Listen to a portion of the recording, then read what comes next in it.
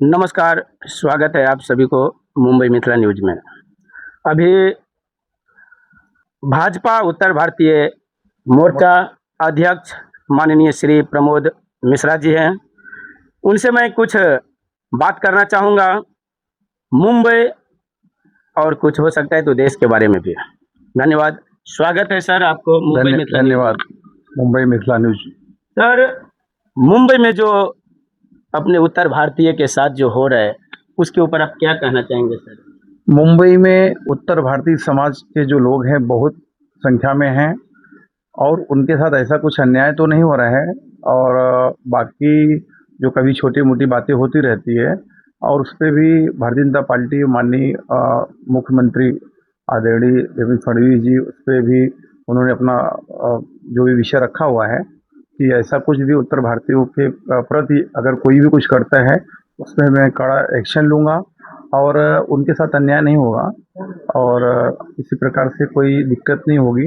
हाँ, रही बात उत्तर भारतीय, हम अगर यहाँ पे हैं तो हम लोग को अगर हम हिंदी सीखते हैं तो मराठी भी सीखना चाहिए, उसमें कोई बहुत बड़ा ये नहीं है।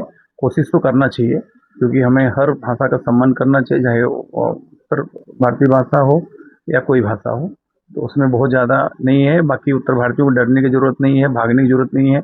यहाँ पे माननीय देवाभाव की सरकार है तो ऐसा कुछ दिक्कत नहीं होगी। जी बिल्कुल सर, भाषा हर जगह की सम्मानित होनी चाहिए और भाषा सीखनी चाहिए।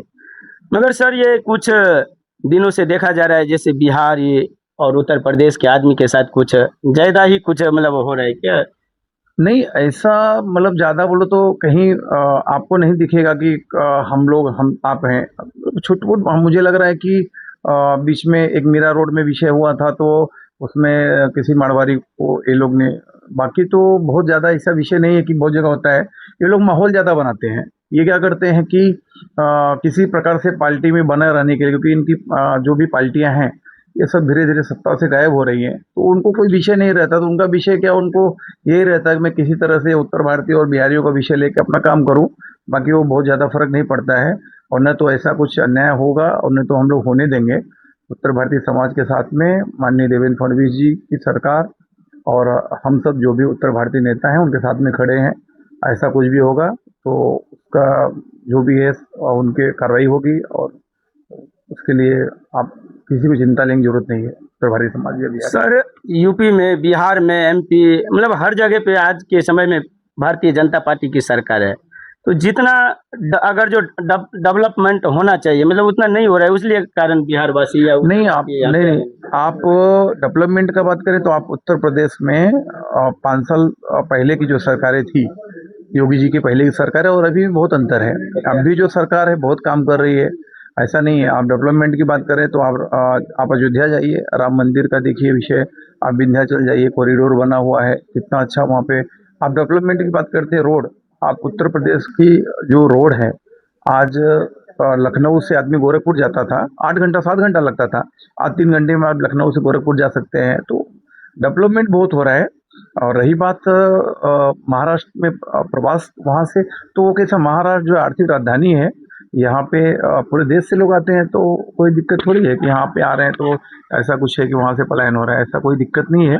वहाँ पे भी काम है लोगों को और यहाँ पे भी काम है, तो कहीं भी कर सकते हैं, स्वतंत्र हैं और वहाँ पे भी काम अच्छा खासा भी। सर उत्तर भारतीय के सपोर्ट में सरकार हमेशा रहेंगे क्या? ऐसे ही हर जगह पे बात और तमाशा झेलते रहेंगे? नहीं, नहीं, यहाँ पे तो उत्तर भारतीय के संघ में माननीय देवेंद्र फडणवीस जो यहाँ के माननीय मुख्यमंत्री हैं, वो हमेशा से उत्तर भारतीयों के साथ में हैं, खड़े हैं।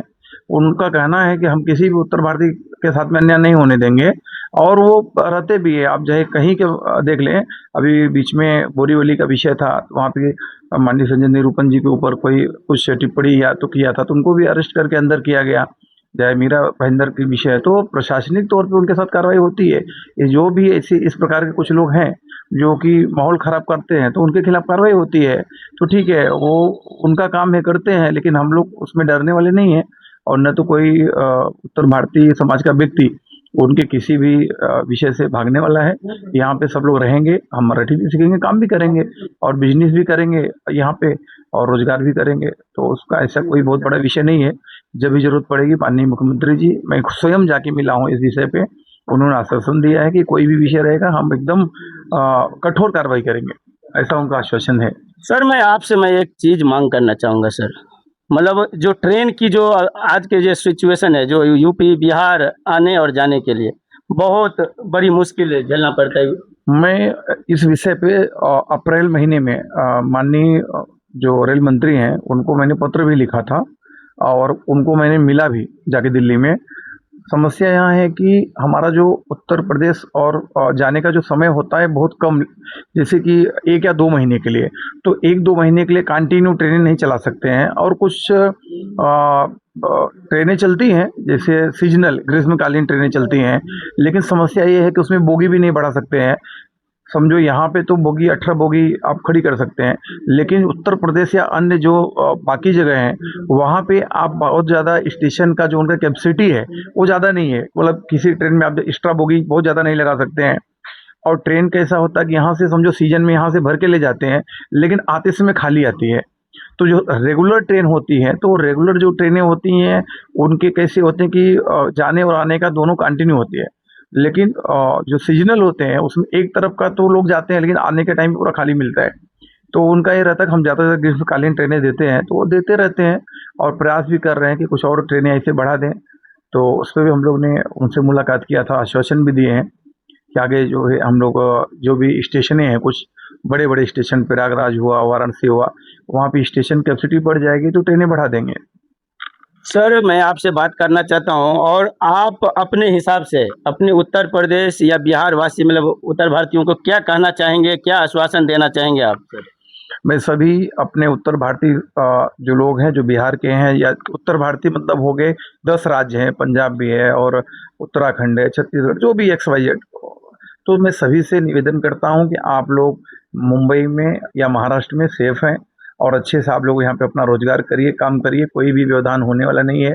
कहीं भी कुछ जरूरत पड़ेगी तो माननीय देवेंद्र फडणवीस जी के नेतृत्व में, चाहे प्रमोद मिश्रा मुंबई के अध्यक्ष हो या अन्य जो भी हमारे नेता हैं, तो आपके साथ में खड़े रहेंगे। कभी भी जरूरत पड़ेगा मुझे लोग कांटेक्ट कर सकते हैं, मैं 24 घंटा आपके साथ में खड़ा रहूँगा और कभी भी आपके सुख दुख में मैं आने के लिए तत्पर हाजिर रहूँगा। जी धन्यवाद सर, आपको मुंबई मिथिला न्यूज़ से आपने मतलब आपसे बात किया और आपने जो बताए, बहुत बहुत धन्यवाद सर आपको। धन्यवाद मुंबई मिथिला न्यूज़ का, और आपका भी बहुत बहुत धन्यवाद, आपने मेरा समय लिया और हमने बहुत अच्छा आपसे डिस्कस किया, बहुत अच्छे अच्छे पॉइंट पे हमारी बात हुई। जी जय हिंद।